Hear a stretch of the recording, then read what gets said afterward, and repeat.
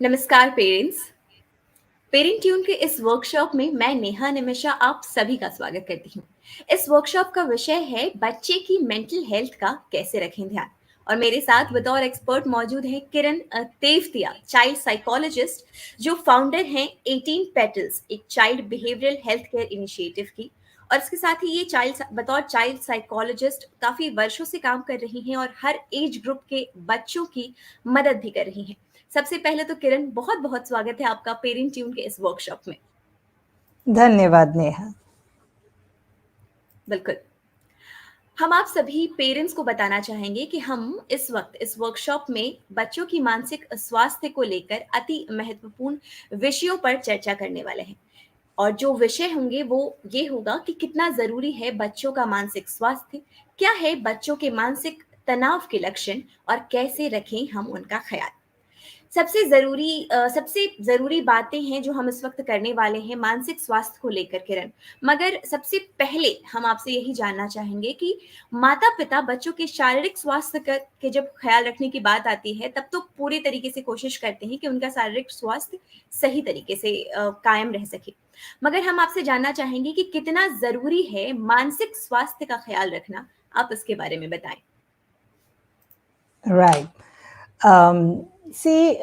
नेहा, शारीरिक स्वास्थ्य का ध्यान रखना का मतलब हुआ कि बच्चा हष्ट पुष्ट है, राइट, कूद रहा है, खेल रहा है।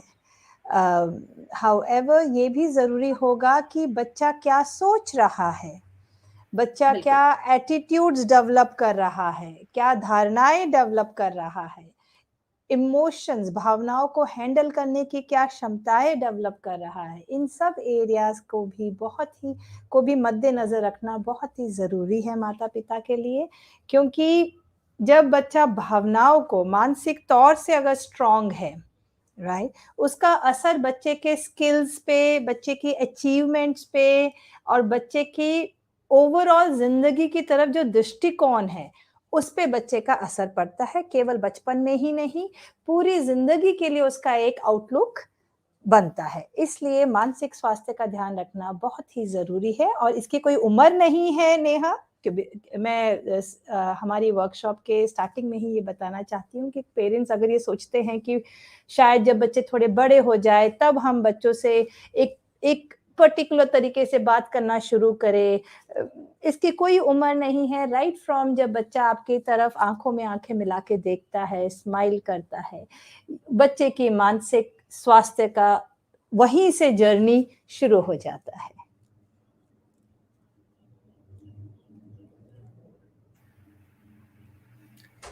बिल्कुल।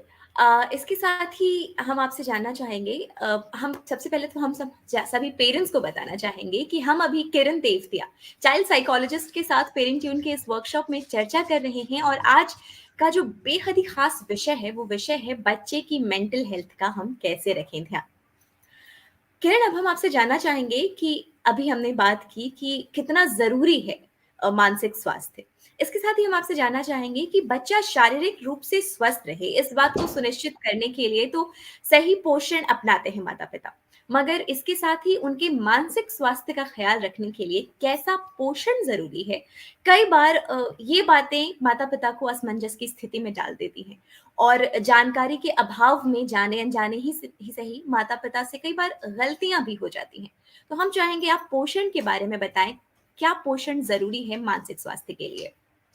राइट। नेहा, क्योंकि जब आपने इस टॉपिक के बारे में बात किया तो आपने गलतियों के बारे में भी बात किया।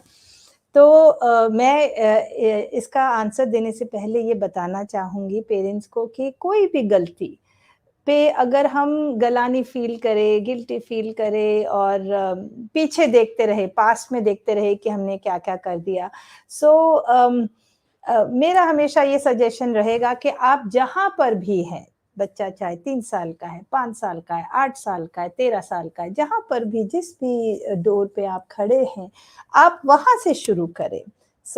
ये सोचने के बजाय कि अच्छा इसकी वजह से हो गया या उसकी वजह से हो गया, बचपन का और बच्चों का जो सुंदरता है, वो इसमें है कि जब आप डिसाइड करेंगे कि अब मुझे शुरू करना है बच्चे के साथ दोबारा कनेक्ट करना और बच्चे के साथ बच्चे की मानसिक हेल्थ पे भी ध्यान देना, तब से बच्चों का रेसिलियंस इतना स्ट्रॉन्ग होता है कि आपका काम ज़रूर, चाहे बच्चे की उम्र के हिसाब से कभी जल्दी, कभी देर, लेकिन उसका रंग ज़रूर आएगा, राइट? वो एक चीज़ मैं ज़रूर बताना चाहती हूँ। नाउ जब आप पोषण की बात करते हैं नेहा, सो देखिए क्या है, हमें ये समझना पड़ेगा कि ब्रेन का जो डेवलपमेंट है, राइट, थॉट्स का जो डेवलपमेंट है, बिहेवियर का जो डेवलपमेंट है, वो बचपन से ही कॉज एंड इफेक्ट से होता है। जब मैं आपको कॉज एंड इफेक्ट बोलती हूँ, तो जैसे एक छोटा बच्चा, जब 6 महीने का बच्चा, 3 महीने का बच्चा जब पेरेंट्स की तरफ ऐसे देखता है, तब बच्चा देखता है कि जब मैंने एक पर्टिकुलर एक्सप्रेशन किया मेरे चेहरे पे, तो माता-पिता ने कैसे रिएक्ट किया। वहाँ से शुरू होते हुए जैसे-जैसे बच्चा एक-एक स्टेप लेता है अपनी ज़िंदगी में, मैंने वॉक करना शुरू किया, चलना शुरू किया, तो मुझे आस-पास में मुझे कैसा कनेक्शन मिला। मैंने लिखना शुरू किया, मैंने पढ़ना शुरू किया, मैंने बाहर कदम उठाना शुरू किया, माँ-बाप की नज़रों से थोड़ा दूर-दूर जाना शुरू किया, कुछ गलतियाँ करनी शुरू की। अब बच्चे की डेफ़िनेशन क्या होती है गलती की, कि जो माता-पिता ने बोला है ये नहीं करना है, तो मैंने वो काम भी जिज्ञासा से ड्रिवन होते हुए और एक रिस्क लेने की जो एक नेचुरल बच्चे की टेंडेंसी होती है, प्राकृतिक जो बच्चे की टेंडेंसी होती है, वो रिस्क को के ऊपर के भाव में बहते हुए मैंने कुछ-कुछ ऐसे स्टेप लिए, तो मुझे कैसा महसूस हुआ? क्या मेरे ऊपर एक लेबल लग गया कि तुम आलसी हो, तुम बदतमीज़ हो, तुम कोई काम ठीक से नहीं कर सकते हो, तुमने फिर ये गलती कर दी, या फिर कहीं न कहीं मुझे ये कॉन्फिडेंस रहा कि चाहे मैं कोई भी गलती करूँ, कोई भी मिसस्टेप करूँ, क्या मुझे फिर भी प्यार और सेफ्टी और कनेक्शन, सुरक्षित और माँ-बाप का प्यार और एक्सेप्टेंस मिलेगा। उससे बच्चे के अंदर बहुत ज़्यादा स्ट्रेंथ, बहुत ज़्यादा मानसिक स्ट्रेंथ और ताकत आती है और बच्चा पेरेंट्स से कनेक्टेड रहता है। तो अगर मुझे शॉर्ट में बताना हो कि हमें मानसिक हेल्थ के लिए क्या पोषण देना चाहिए, तो पहली चीज़ तो चाहे बच्चा कुछ भी करे, आज लिख रहा है या नहीं लिख रहा है, आज पढ़ रहा है कि नहीं पढ़ रहा है, क्या आप ये भी देख पा रहे हैं बच्चे की कोई भी उम्र हो, पहला पोषण कि बच्चा कर क्या रहा है? क्या मैं उसमें कुछ तारीफ की चीज़ें भी देख सकूँ? क्या मैं उसमें बच्चे के जो एस्टीम है, बच्चे का जो सेल्फ कॉन्फिडेंस है, अपने ऊपर जो बच्चे का विश्वास होता है, क्या मैं ये भी देख पाऊँ कि बच्चा कहाँ कनेक्ट हो रहा है? ये देखने के साथ-साथ कि बच्चा कहाँ-कहाँ से डिस्कनेक्ट हो रहा है। सो पहला पोर्शन ये होना चाहिए कि बच्चे को आप ऑब्ज़र्व करें, ध्यान से देखें कि वो क्या कर पा रहा है, वो कहाँ तक पहुँच गया है। ये देखने की बजाय कि बच्चा कहाँ क्या-क्या चीज़ें अब नहीं कर पा रहा है। क्योंकि हमें ये सोचना बहुत ज़रूरी है कि जब भी हम ये सोचेंगे बच्चा क्या-क्या चीज़ें नहीं कर पा रहा है, अ, आप डेफ़िनेटली कहीं न कहीं बच्चे को कंपेयर कर रहे हैं दूसरे बच्चों के साथ। और जैसे आप कंपेयर करना करना शुरू करेंगे, तो बच्चे की जो खुद की एक यूनिकनेस है, बच्चे की जो खुद की एक सेल्फ कॉन्फिडेंस है, वो कहीं न कहीं हिलता है कि मुझे हमेशा दूसरे को कैच अप करना है। मैं ये कर पा रही हूँ, लेकिन उतना अच्छा नहीं कर रही हूँ जितना मेरे माता-पिता सोचते हैं। तो मेरा ये हमेशा एक सजेशन रहेगा पेरेंट्स को, पहला ये ज़रूर देखिए कि बच्चा क्या कर पा रहा है। दूसरा, जब भी आप एनकरेज करें बच्चे को, जब भी आप दूसरा इनपुट जब मैं पोषण की बात करती हूँ मानसिक के लिए, तो इनपुट, क्योंकि जो ब्रेन में जाएगा कनेक्शंस वैसे ही होंगे, जो बच्चे का एक्सपीरियंस होगा। इसमें मैं नेहा नेचर जो है, जो बच्चे का जीन्स है, जो बच्चे का डीएनए है, मैं उसकी बात नहीं कर रही हूँ। इनफैक्ट पेरेंट्स को यहाँ ये भी कॉन्फिडेंस होना चाहिए, स्टडीज ने ये भी दिखाया है कि बच्चे को जो एनवायरनमेंट मिलता है, उससे जो बच्चे का जो टेम्परामेंटल है, जो जेनेटिक कंपोजिशन है, उसमें भी बदलाव आता है। सो आप समझ सकते हैं कि कितना पावर है माता-पिता के हाथों में बच्चे को एक पर्टिकुलर डायरेक्शन देने के लिए। तो दूसरा पोर्शन ये होगा कि जो भी अगर बच्चा कोई गलतियाँ भी कर देता है, तो कैसे बच्चा ये कॉन्फिडेंस कर सके कि मुझे फिर भी एक्सेप्ट किया जाएगा और मुझे फिर से मौका दिया जाएगा। अगर मुझे छोटा-सा एग्ज़ाम्पल दूँ नेहा, तो कई बार 8 साल, 9 साल और कभी-कभी 4 साल के बच्चे को भी ये डर रहता है कि अगर मैं जाके माता-पिता को ये बता दूँगी या बता दूँगा कि मैंने ये गलती की है, तो माता-पिता मुझे ये वो एक्टिविटी करने नहीं देंगे। मुझसे मोबाइल ले लेंगे या उस दोस्त से खेलने नहीं देंगे। बहुत सारे भय बच्चे के दिमाग में होते हैं। तो कैसे आप जब बच्चे से गलती हो जाती है, तो आप कैसे उसको हैंडल करें? उससे भी बच्चे को का संतुलन काफ़ी बनता है और बिगड़ता है। और अगर एक और चीज़ मैं बोलना चाहूँ नेहा, इससे पहले कि आप आगे बढ़े, सबसे इम्पोर्टेंट चीज़ कि जब भी बच्चा आके आपको कोई चीज़ बताए, कभी भी जजमेंट जिसे बोलते हैं, जहाँ पे आप बच्चे को जज करना शुरू कर देते हैं, वैल्यू जजमेंट पास करना शुरू कर देते हैं, कभी भी बच्चे को छोटा महसूस ना करने दें। वो बहुत ज़रूरी है कि बच्चा को आपका कनेक्ट मिलना ज़रूरी है, चाहे बच्चे से कोई भी चीज़ हो जाए। तो अगर ये सारी चीज़ों का हम ध्यान रखेंगे फिज़िकल हेल्थ के अलावा, तो उससे आई एम श्योर आपके बच्चों को बहुत मदद मिलेगी। Thank you. बिल्कुल किरण, बहुत ही सही बात कही है आपने इस वक़्त, और बेहद ही ज़रूरी होता है, जैसे कि एक कुम्हार मिट्टी के बर्तन को थपकी लगा के एक सही शेप देता है, उसी प्रकार माता-पिता का भी किरदार होता है बच्चों को एक सही दिशा दिखाने के लिए। इसके साथ ही हम बढ़ना चाहेंगे हमारे पेरेंट्स के क्वेश्चंस की ओर। जो सबसे पहला क्वेश्चन है वो वृतिका माधवन ने लिखा है। वृतिका लिखती हैं, नमस्ते मैम, मेरी एक बेटी है, मैंने अभी कुछ दिनों पहले ही घर शिफ्ट किया है, तो इस कारण मुझ पर काफ़ी काम का भी बर्डन रहता है। मेरे मदर इन लॉ और फादर इन लॉ की तबीयत भी नासाज़ रहती है, इस कारण वो भी ज़्यादा टाइम उस बच्ची के साथ स्पेंड नहीं कर सकते हैं। इस कोरोना काल में मैं उसे घर से बाहर भी नहीं लेकर जा पाती, जैसा पहले लेकर जाया करती थी, और सारा दिन काम में लीन रहने के कारण मैं उस बच्ची के साथ टाइम भी स्पेंड नहीं कर पाती। वो बच्ची मुझे हमेशा खेलने के लिए कहती है, काफ़ी उदास भी रहने लगी है, और इसके साथ ही वो अपने भाई या बहन के लिए ज़िद भी करती है, मगर मैं इस वक़्त प्रिपेयर्ड नहीं हूँ। मेरी बेटी 5 साल की है, वो पहले कूल और काम रहती थी, मगर आजकल काफ़ी चिड़चिड़ी-सी रहने लगी है। मैम, मैं क्या करूँ जिससे कि वो मानसिक तौर पर स्वस्थ रह सके? आप क्या सुझाव देना चाहेंगे वृतिका को? राइट। वृतिका, मैं समझ सकती हूँ कि जब परिवार में कोई न कोई सिचुएशन बदलती है, बच्चे का रूटीन बदलता है, तो आप भी एक स्ट्रेस से गुज़र सकते हैं। और जब बच्चा ओवरऑल देखता है कि परिवार में आस-पास में स्ट्रेस है, तो बच्चा भी कहीं न कहीं, छोटा बच्चा है, 5 साल का बच्चा है, तो वर्बली इतना एक्सप्रेस नहीं कर पाती है, बट उसको कहीं न कहीं एक सेंस रहता है कि कहीं न कहीं तनाव हो रहा है। और ये बहुत नेचुरल है वृतिका, कि अगर घर बदला है और पेरेंट्स का भी आप ध्यान रख रहे हैं, साथ में बच्चा भी है, कोरोना का टाइम भी है जहाँ पे आप सारे प्रोटोकॉल्स निभा रहे हैं, खुद भी ज़्यादा बाहर नहीं जा पा रहे हैं, बच्चे को बाहर नहीं ले जा पा रहे हैं। तो ओवरऑल आप समझ रहे हैं कि कई सारे एरियाज़ में कहीं न कहीं एक तनाव आ रहा है, और ये नेचुरल है। तो एक मेरा सुझाव रहेगा कि आप थोड़ा-सा इसको इस नज़रिए से देखें कि आप भी ओवरवेल्म हो सकते हैं। आपके अंदर भी भावनाओं का एक उमड़-घुमड़ आ सकता है। आप भी थके हुए हो सकते हैं।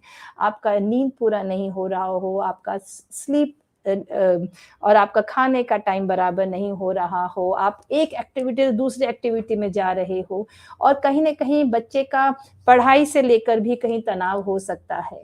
तो मेरा पहला सजेशन ये रहेगा कि अगर आपकी रिस्पॉन्सिबिलिटीज़ कहीं न कहीं बीच में ज़्यादा हो गई हैं, तो वो एक्टिविटीज़ थोड़ी-सी कम कर दें जहाँ आपको लग रहा हो कि बच्चे के साथ तनाव बढ़ रहा हो।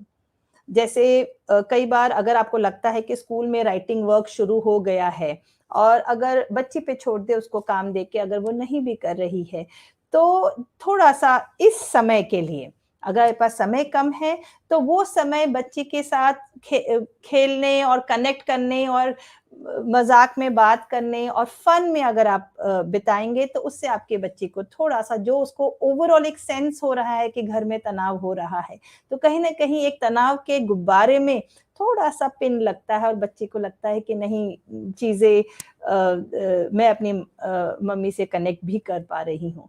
तो वो वाले एरियाज़ देखें जहाँ पे आपको भी मज़ा आए बच्चे के साथ और बच्ची को भी मज़ा आए। सो पहला सुझाव ये रहेगा वो एक्टिविटीज़ देखें अगर आपके पास समय कम हो। वो वाली एक्टिविटी से थोड़ा-सा दूर रहे फॉर द टाइम बीइंग बच्ची छोटी है वो कैच अप भी कर लेगी। तो फॉर द टाइम बीइंग जहाँ पे आपको लग रहा हो कि कंटीन्यूअस रोज़मर्रा के उसमें तनाव आपको भी बढ़ रहा हो और बच्चे का भी गुस्सा बढ़ रहा हो। दूसरा सुझाव सुझाव मेरा ये रहेगा कि समहाउ कभी-कभी क्या होता है कि आप जब काम में इतने तल्लीन रहते हैं तो कहीं कहीं न कहीं आप ये शायद अनजाने में बच्ची को थोड़ा-सा दूर कर रहे हो, सोचते हुए कि वो नहीं समझ पाएगी। तो अगर आप सपोज़ पेरेंट्स का भी ध्यान रख रहे हो, सपोज़ रसोई में हो, कहीं और हो, तो बच्चे को उसमें इन्वॉल्व कर सकते हैं। कभी आप अगर बाहर जा रहे हो सब्ज़ी लाने के लिए या कुछ के लिए, तो बच्चे को घर पे छोड़ने के बजाय साथ में लेके जा सकते हैं। ऐसा ज़रूर होगा कि जो काम शायद 15 मिनट में होता है, वो शायद आधे घंटे में हो जाएगा। लेकिन आप नोट करेंगे कि कहीं न कहीं बच्चे को आपसे कनेक्टेड रहेगी और आपका कनेक्शन जैसे-जैसे बढ़ेगा, वैसे-वैसे उसका स्ट्रेस कम होगा और एंग्ज़ायटी कम होगी, तो जो एकदम से आपको आउटबर्स्ट दिख रहा हो, चिड़चिड़ापन दिख रहा हो, कहीं न कहीं बच्चे का चिड़चिड़ापन हैंडल हो पाएगा, चांसेस है। बच्चे की स्लीप और नींद बच्चे की पूरी हो रही है कि नहीं हो रही है, वो ज़रूर देखें, लास्ट थिंग। अगर कभी-कभी क्या होता है जब आप इतने सारे एक्टिविटीज़ में हो, तो कई बार हम ये सोचने लग जाते हैं कि छोटा बच्चा माता-पिता के साथ ही सोएगा। तो कभी-कभी नेहा मैं ये भी देखती हूँ कि अगर माता-पिता 12-1 बजे सो रहे हैं, तो बच्चा भी 12-1 बजे सोने जा रहा है। ये थोड़ा-सा अगर आप बच्चे को जो उसकी जो रिक्वायरमेंट है बॉडी के हिसाब से उसको जल्दी लेने जाए, 15-20 मिनट तक आप उसका लेटे और फिर बच्चा सो जाए। फिर आप अपना काम करने बढ़े तो उससे भी बच्चे के व्यवहार में बदलाव आ सकता है। सो आई रियली होप रितिका इससे आपको मदद होगा। बिल्कुल। इसके साथ ही अब हम बढ़ेंगे जानवी के प्रश्न की ओर। जानवी लिखती हैं, हेलो मैम। मैम मेरे बेटे का गेम्स में काफ़ी ज़्यादा ध्यान रहता है। उसकी उम्र 11 वर्ष की है और सारा दिन फ़ोन पर ही गेम्स खेलता रहता है। मेरे हुँ, हुँ। बहुत कहने पर भी फ़ोन नहीं छोड़ना चाहता है। मुझे क्या करना चाहिए? अगर मैं फ़ोन ना दूँ, तो खाना-पीना भी छोड़ देता है और पढ़ाई भी टाइम पर नहीं करता। होमवर्क्स भी इनकम्प्लीट रह जाते हैं। पढ़ाई को बिल्कुल भी सीरियसली नहीं ले रहा है। ऐसी स्थिति में मुझे क्या करना चाहिए? आप कृपया टिप्स दें। राइट। अम, जानवी इसमें बहुत सारे एलिमेंट्स हैं जो आपने बोले हैं। बच्चा मिडल चाइल्डहुड में है, 11 साल का है। एक एक तरफ जब आपने शुरू किया था इसको लिखना कि बच्चा बहुत गेम्स खेलता है, तो मैंने पहले विजुअलाइज़ किया कि बच्चा बाहर जा रहा है और गेम्स खेल रहा है। सो पहला चीज़ जैसा आपने बोला ऑनलाइन का जो आपका कंसर्न है, ऑनलाइन में बच्चा गेम्स खेल रहा है। दूसरा आपने कंसर्न बोला कि बच्चा अगर आप नहीं देते हैं, तो खाने पे अपना गुस्सा दिखाता है कि ठीक है, मैं नहीं खाना खाऊँगा फिर। तीसरा आपने बताया कि पढ़ाई में बच्चे का ध्यान कम है। एंड मैं ये अज़्यूम कर रही हूँ कि शायद बच्चे का ध्यान पढ़ाई की तरफ कम है क्योंकि बच्चा गेम्स खेल रहा है, ये मैं अज़्यूम कर रही हूँ।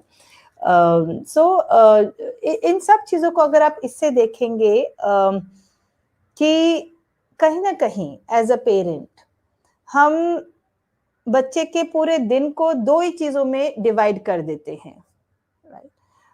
एक पढ़ाई, दूसरा स्क्रीन।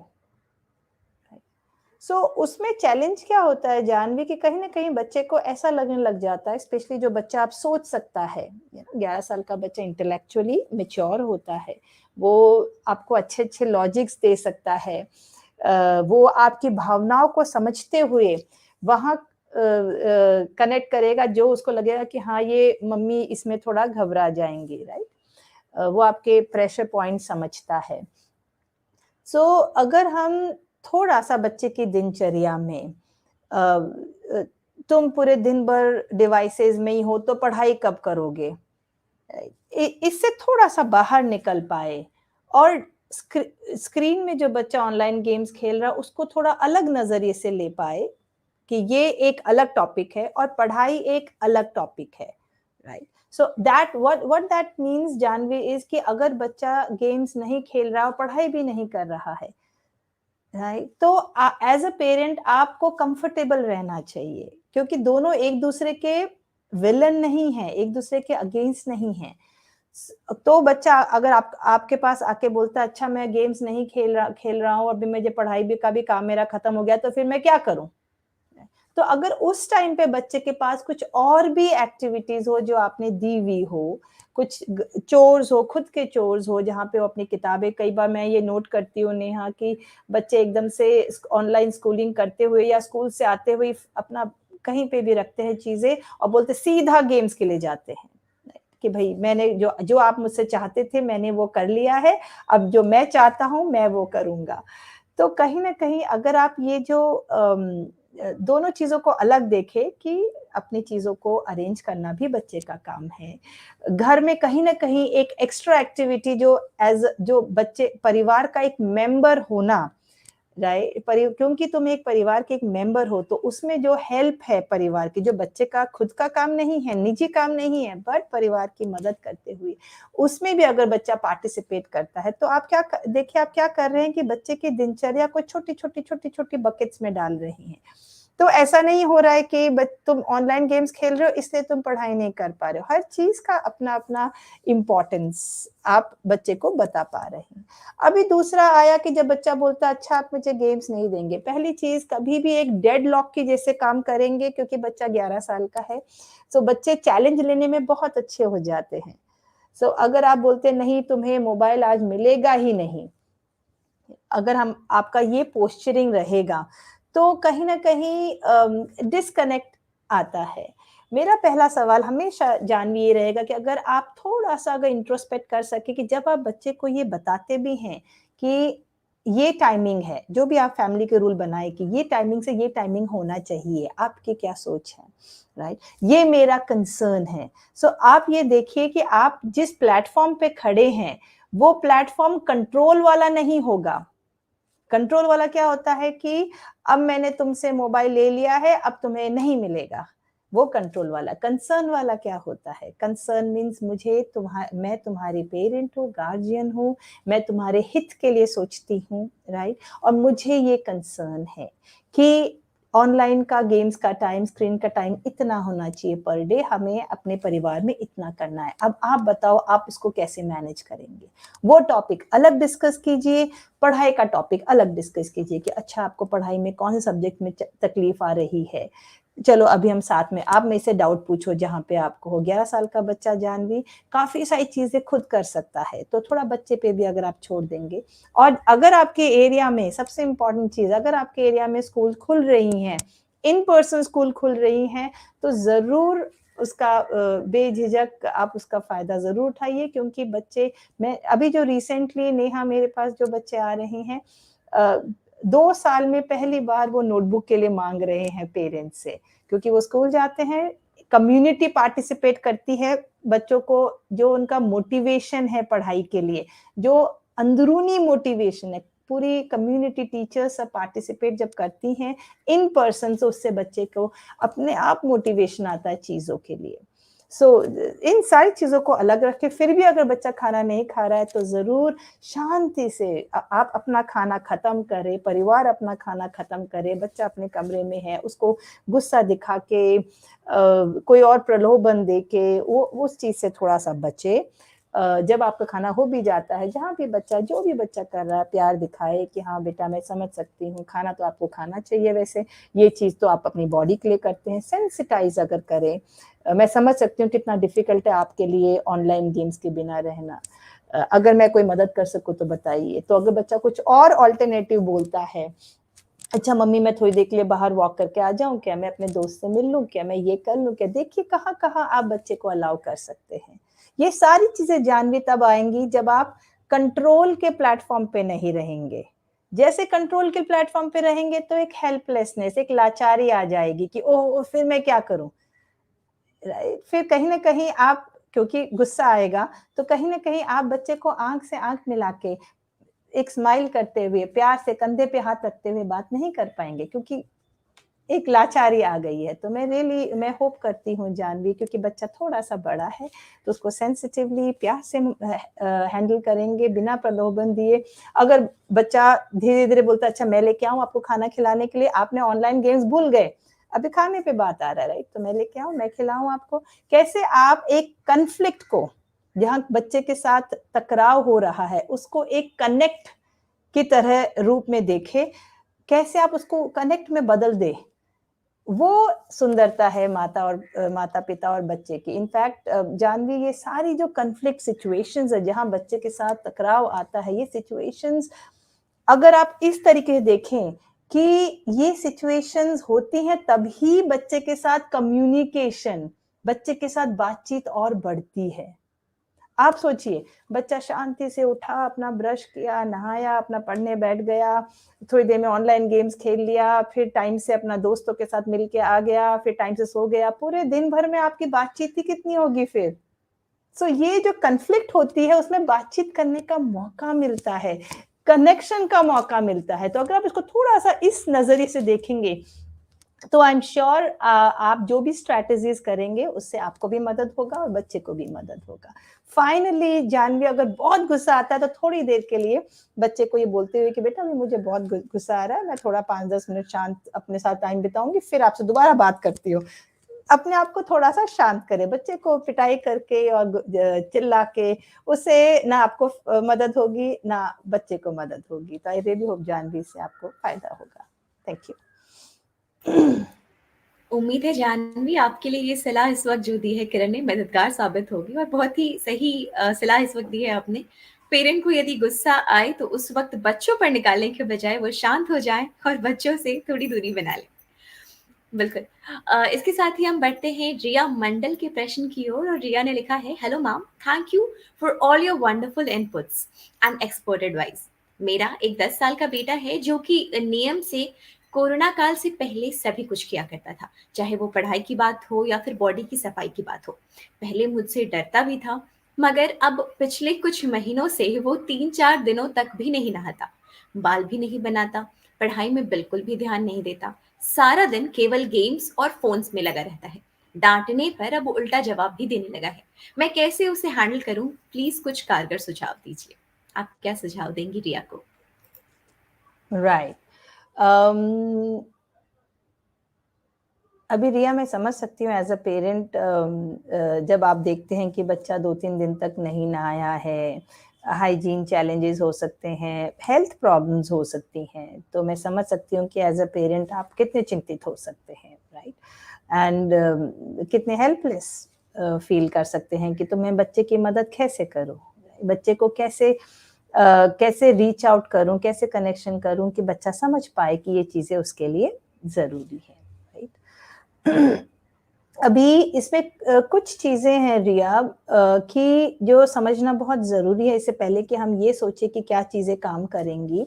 पहली चीज़ ये कि जब जो भी चीज़ें हम देखते हैं कि बच्चा पलट के जवाब दे रहा है, राइट?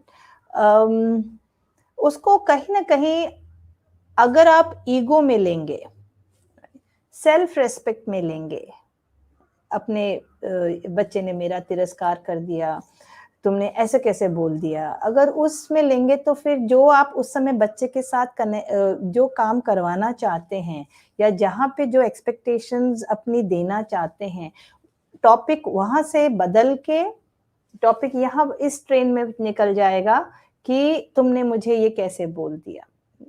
आप गुस्सा करेंगे, बच्चा गुस्सा करेगा। अगर कहीं न कहीं रिया आप ये ट्रूली बिलीव करें, राइट?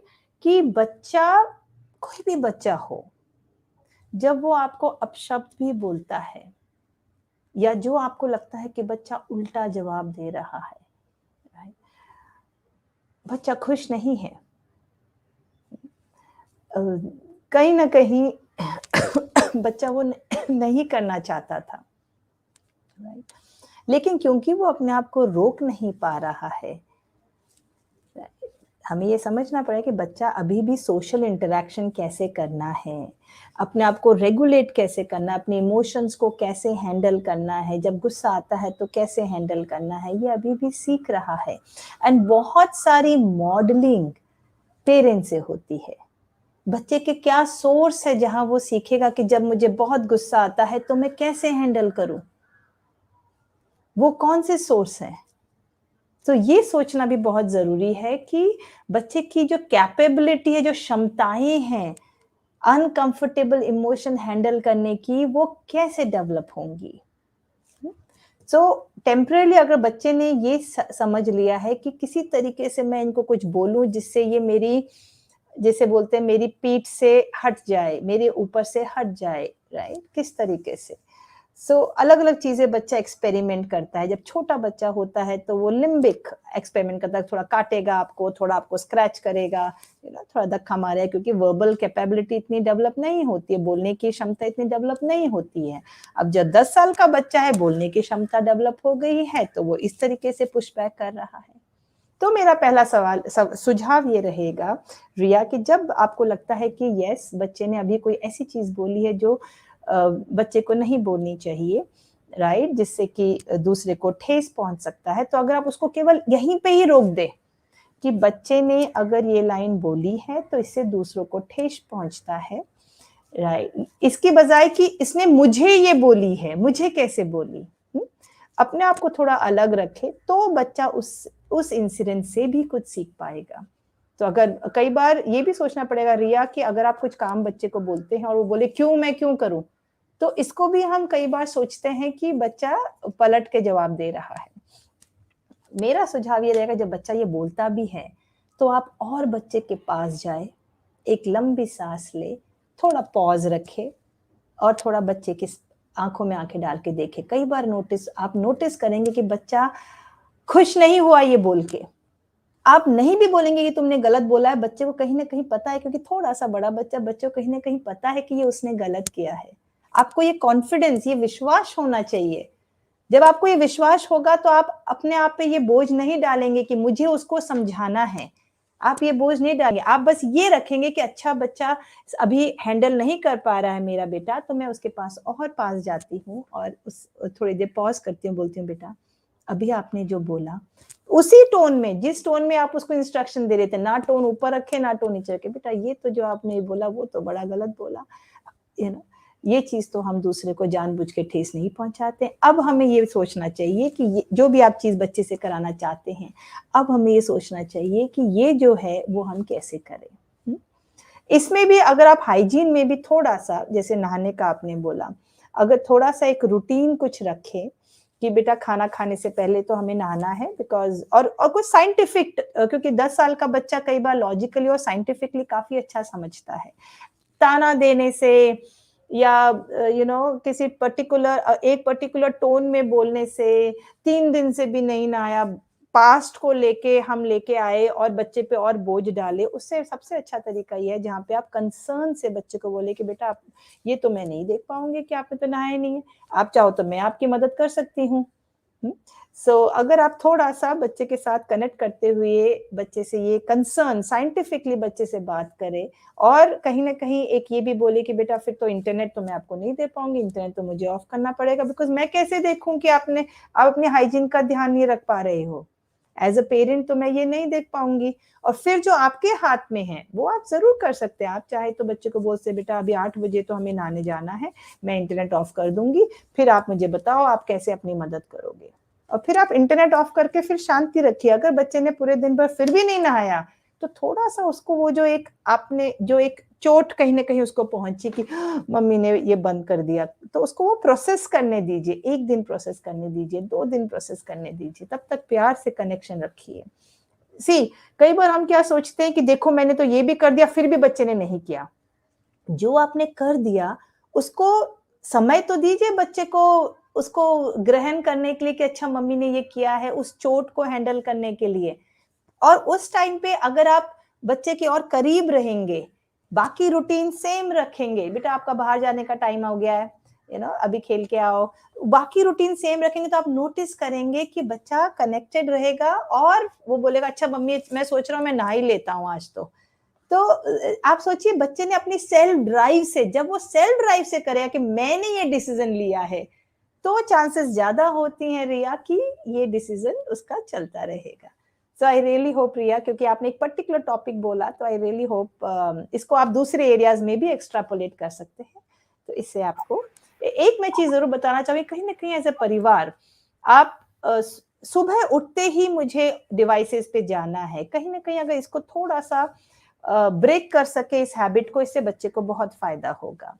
कहीं ना कहीं अगर आप ये कर सके, बेटा ये सुबह के तो ये काम होते हैं मॉर्निंग स्लॉट्स के, ये सारी चीजें, आफ्टरनून से एंटरटेनमेंट शुरू होगा। तो 10 साल का बच्चा है, आपको 2-3 हफ्ता तो लगेगा अगर आप कंसिस्टेंटली रूल करना चाहो, और उस टाइम पे अगर बच्चा दुखी है, गुस्सा कर रहा है, तो और पलट के आपको जो आपको लगता है कि बच्चा पलट के जवाब दे रहा है, उस टाइम पे भी अगर आप थोड़ा सा शांत रह सके, अपने आप को एक लिमिट के बाहर नहीं जाने दे, बिकॉज रिया ये समझना बहुत जरूरी है कि मेरी लिमिट क्या है रिलेशनशिप में।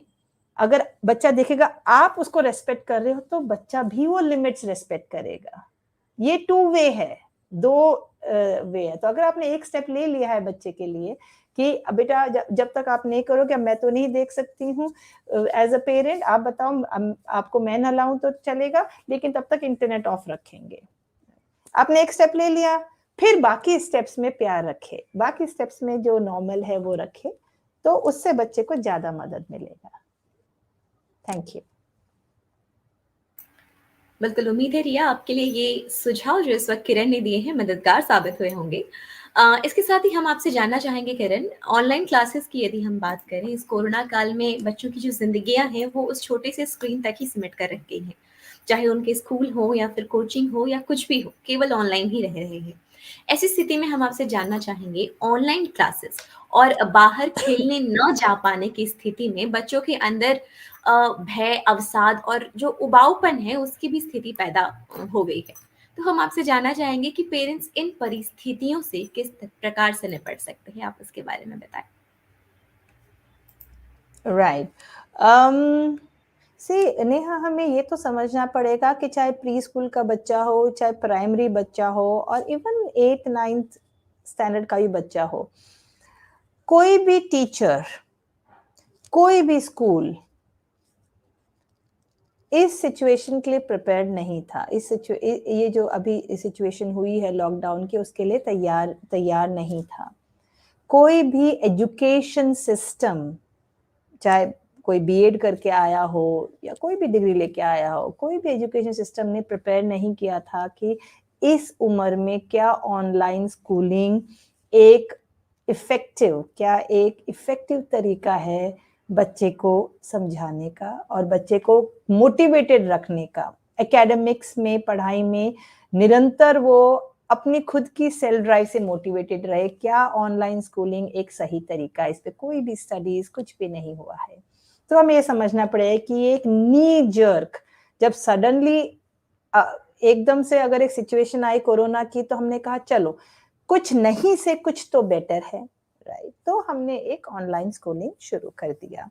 एंड जब माता पिता जहाँ जहाँ बच्चे की मदद कर पाए वहां पे सब लोग कर रहे हैं। तो ये समझना पड़ेगा कि कहीं ना कहीं एक लर्निंग गैप आना स्वाभाविक है।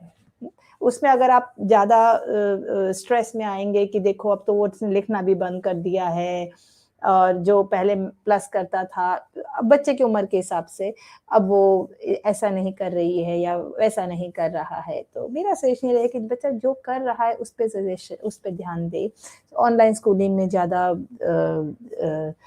इंटरप्ट ना करे बच्चे को। अगर टीचर बोल रही है बेटा जवाब दो, तो आप पीछे से बच्चे को ज्यादा उकसाए ना, या दूसरे बच्चों को देख के, वीडियो में देख के अपने बच्चे को कंपेयर ना करें। ये सारी चीजें अगर आप थोड़ा सा करेंगे तो बच्चे का जो एक बैलून है टेंशन का वो कम रहेगा, और उसके बाद ऑनलाइन स्कूलिंग के बाद आप फोकस कर सकते हैं कि चलो बेटा आज क्या क्या पढ़ा वो करते हैं। तो वो रूटीन पे आप ध्यान दे सकते हैं as compare to online schooling में बच्चा कैसे कर रहा है इस समय पे।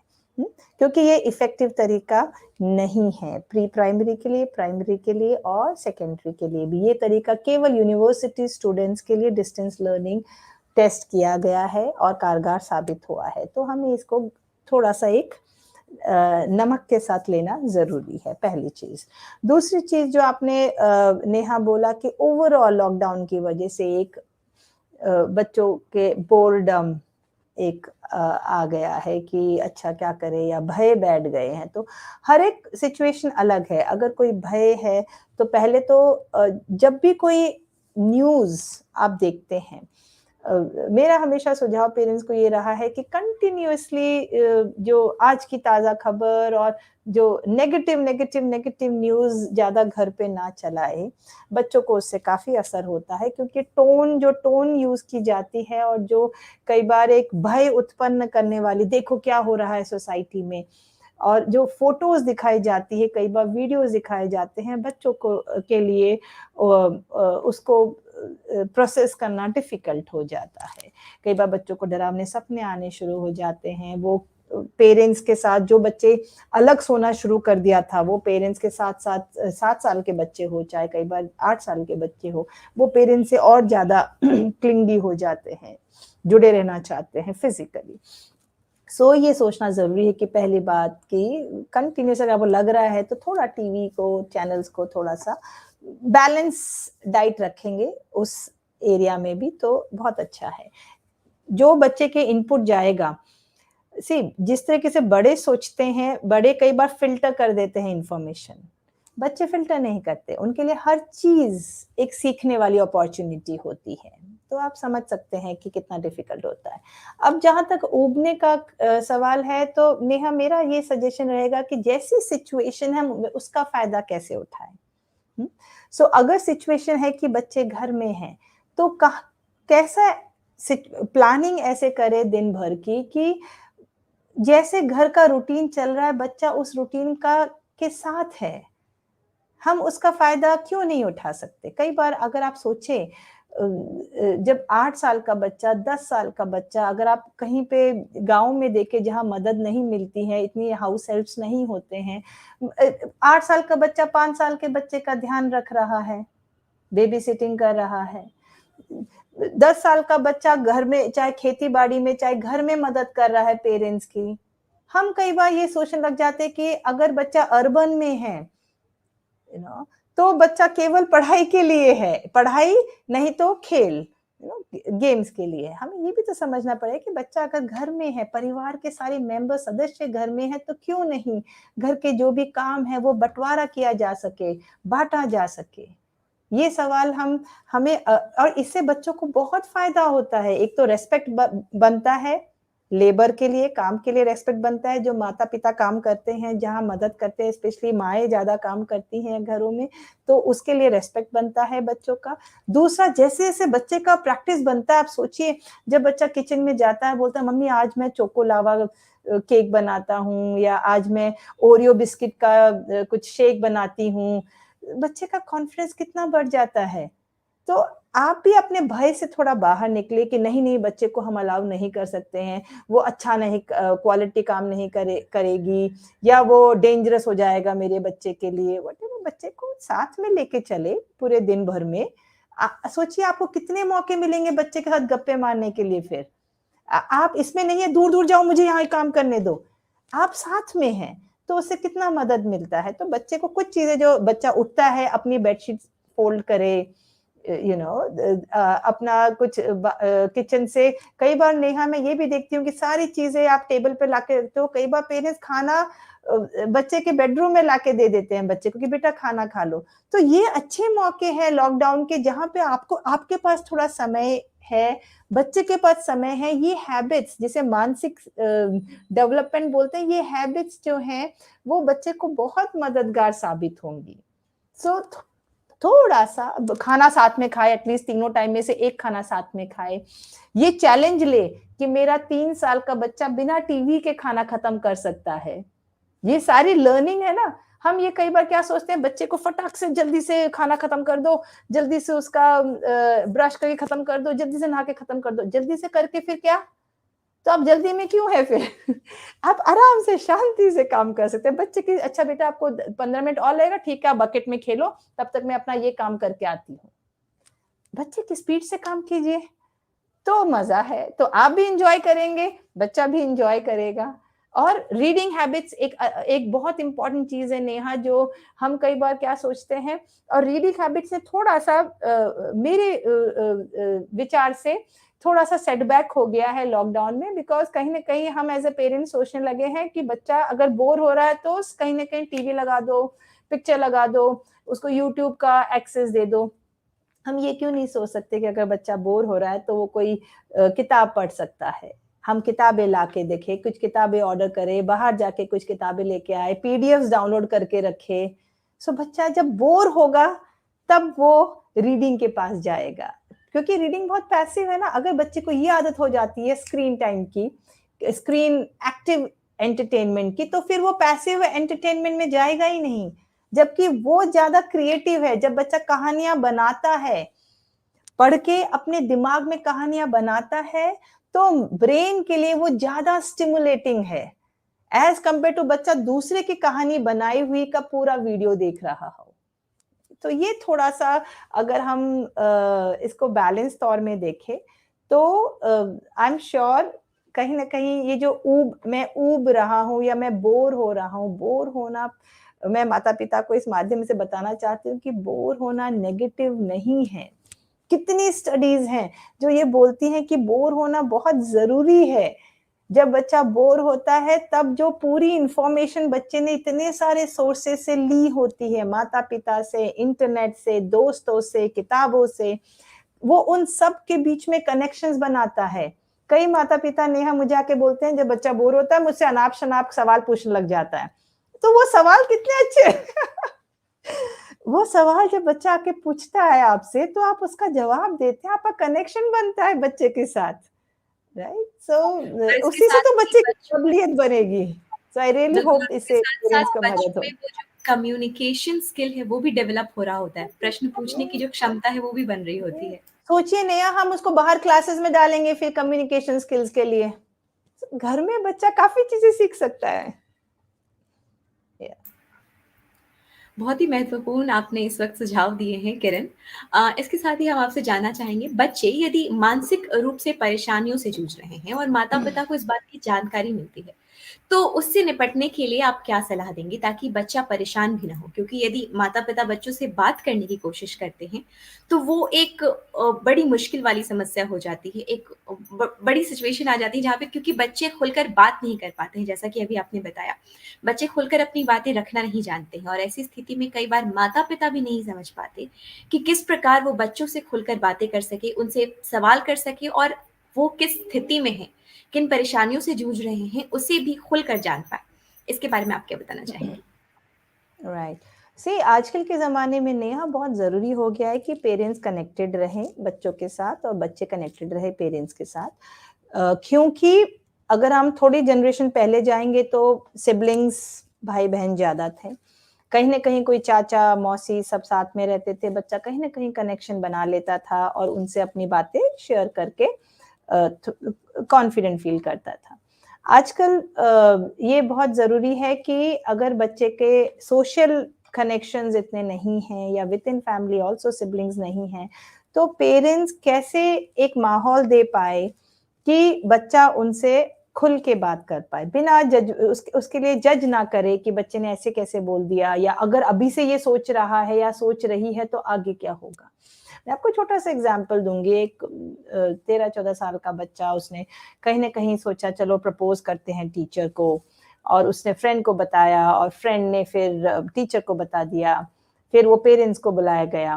अभी आप ये सोचिए कि पूरे इंसिडेंट में जब पेरेंट्स ने उसको इतना मेच्योरली लिया, बच्चे से फिर बात किया, बच्चा को ग्लानि महसूस हुआ, बच्चे ने बोला मैं आगे से ये कभी नहीं करूँगा, और उसके बाद जब ये हुआ कि ठीक है इसका क्या कोई बात नहीं, ये होता है, और पेरेंट्स को ये डर लगा कि कल बच्चा स्कूल जाएगा तो क्या होगा, कहीं उसको चिढ़ाएंगे।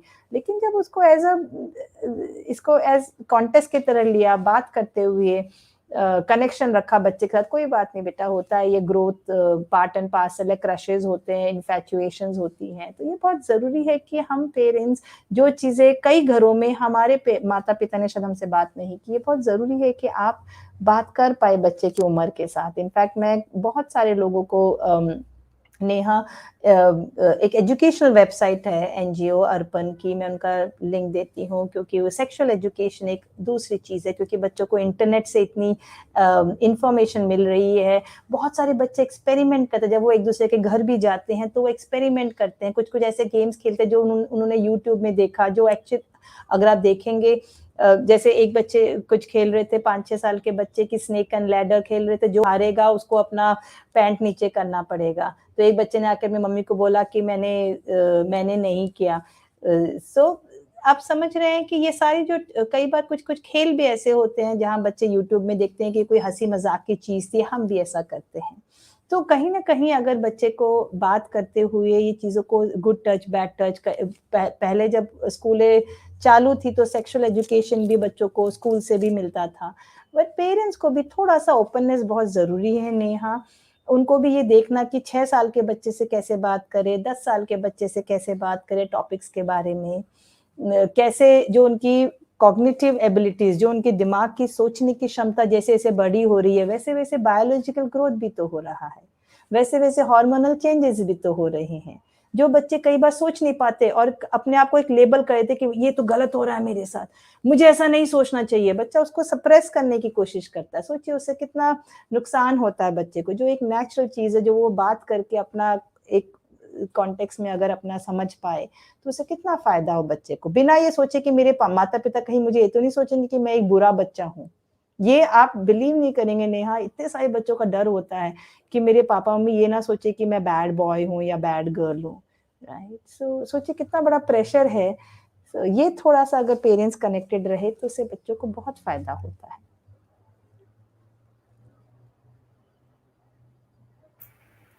बिल्कुल किरण, आपने बहुत ही उम्दा बात इस वक़्त बताई है कि यदि पेरेंट्स वो जो कम्युनिकेशन गैप है उसे बिल्ड अप ना होने दें, तो बच्चों के लिए भी और पेरेंट्स के लिए भी बहुत ही मददगार साबित होगा। और इसके साथ ही हम आपसे चाहेंगे कि सबसे पहले तो हम चाहेंगे कि हम आपको धन्यवाद कहें। सबसे पहले आपका बहुत-बहुत धन्यवाद किरण देवतिया, क्योंकि आपने बहुत ही धैर्यपूर्वक हमारे सभी सवालों का जवाब दिया। अ, अब हम चाहेंगे कि आज का जो विषय है हमारा, इस विषय से संबंधित आप ऐसी कौन-सी 3 मुख्य बातें, उसका ध्यान रखने का सुझाव देंगी? और इसके साथ ही हम चाहेंगे कि आप उसके बारे में भी ज़रूर से बताएँ, जिनसे परहेज़ करने की ज़रूरत है। हुँ, हुँ। राइट। सो नेहा सबसे इम्पोर्टेंट मानसिक संतुलन, मानसिक ग्रोथ जो हमारा टॉपिक है, उसमें सबसे इम्पोर्टेंट चीज़ होती है कि कैसे हम ये देख पाए कि बच्चा जैसे-जैसे ग्रो हो रहा है, जैसे-जैसे बढ़ रहा है, उसकी जो डिज़ायर्स हैं, जो उसकी चाहतें हैं, जो उसकी कंट्रोल की जो इच्छा है, क्या चीज़ें मुझे कंट्रोल करनी है, क्या मुझे इंडिपेंडेंस मिलनी चाहिए चीज़ों के लिए, उसको कैसे बैलेंस कर पाए। कई बार हम ये सोचते हैं कि बच्चा जैसे-जैसे बड़ा हो रहा है, मतलब उसको और ज़्यादा कॉम्प्लेक्स कॉम्प्लेक्स चीज़ें पढ़नी चाहिए। उसको और ज़्यादा स्ट्रक्चर्ड क्लासेस में जाना चाहिए, उसको डांस क्लास में भी डाल दे, सिंगिंग क्लासेस में डाल दे, चेस क्लासेस में डाल दे, तो उसको और ज़्यादा स्ट्रक्चर कर दे ताकि वो ज़्यादा से ज़्यादा स्किल्स समझ पाए।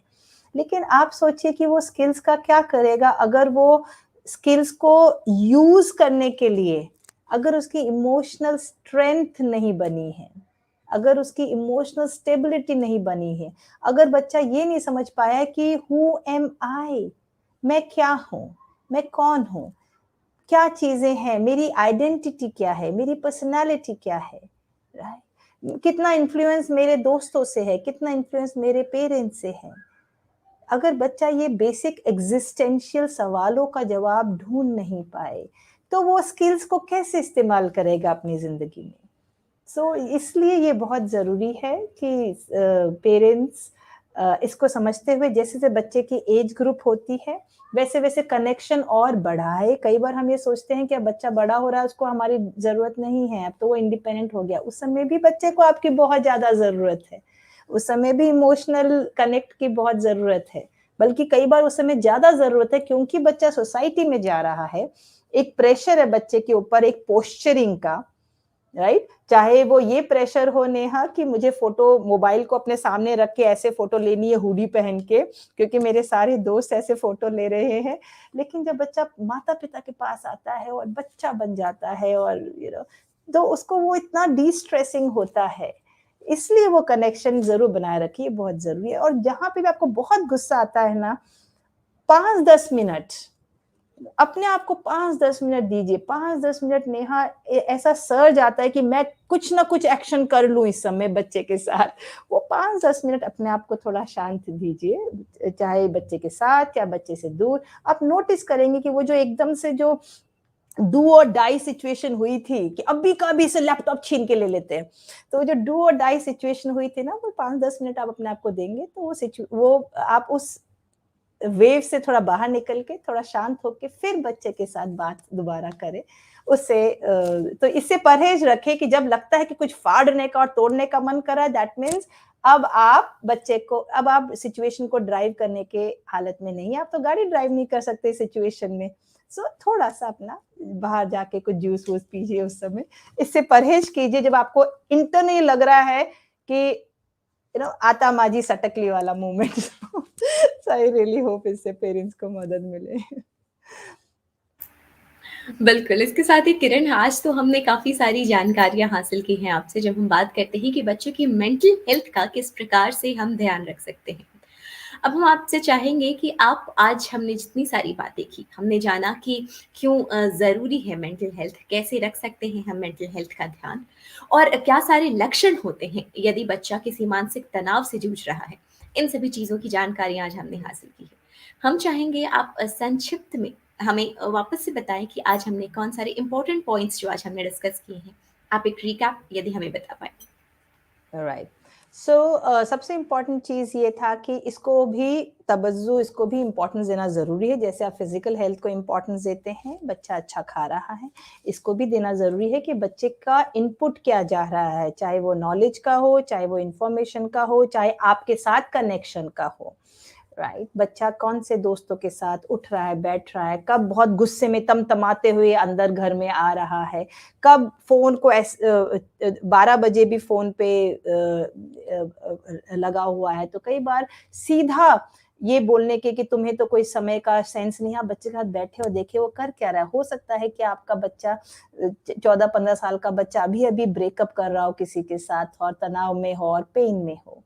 राइट, सो थोड़ा सा अगर हम कंसर्न, जिस्ट ये है नेहा कि थोड़ा सा जैसे से बच्चा बड़ा होता है तो कंट्रोल से कंसर्न की तरफ जाए।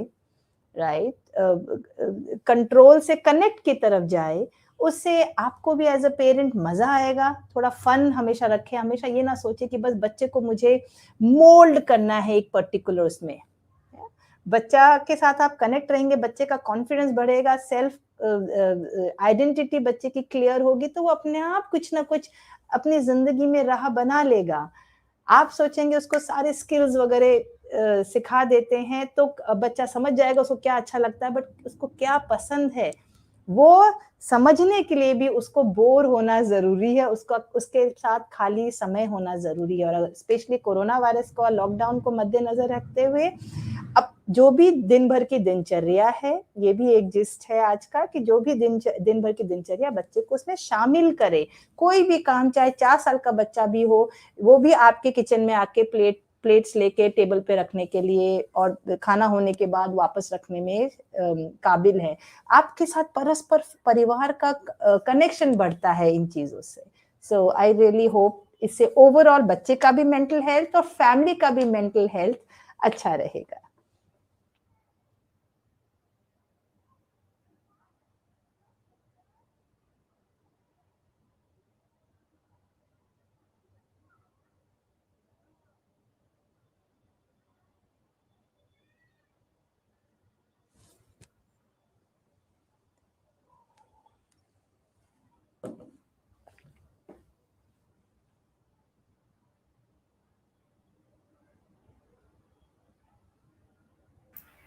बिल्कुल, आपका बहुत-बहुत धन्यवाद किरण, आपने इतनी बेहतरीन तरीके से हमें समझाया कि क्या कुछ करना, क्या कुछ नहीं करना चाहिए, और इसके साथ ही हमें इतनी महत्वपूर्ण टिप्स भी आपने हमसे साझा की, जब हम बात करते हैं बच्चों की मेंटल हेल्थ का किस प्रकार से हम ध्यान रख सकते हैं। आपको बहुत-बहुत धन्यवाद। धन्यवाद Neha, and thanks to parent tune. और इसके साथ ही हमारे साथ पेरेंट ट्यून के इस वर्कशॉप में उपस्थित रहे आप सभी पेरेंट्स का भी हार्दिक धन्यवाद। किरण तेवतिया चाइल्ड साइकोलॉजिस्ट के साथ पेरेंट ट्यून के इस वर्कशॉप में आपको बच्चों की मेंटल हेल्थ का कैसे रख सकते हैं ख्याल, इसके बारे में जानने का अवसर मिला। आपको मैं बताना चाहूंगी कि आप पेरेंट ट्यून के एक्सपर्ट और डॉक्टर्स से एक्सपर्ट कॉर्नर में 24/7 अपने सवाल पूछ सकते हैं और हमारे एक्सपर्ट्स और डॉक्टर्स आपके इस सभी सवालों का जवाब निश्चित रूप से देंगे। तब तक आप सभी स्वस्थ रहें और अपना ख्याल रखें। नमस्कार।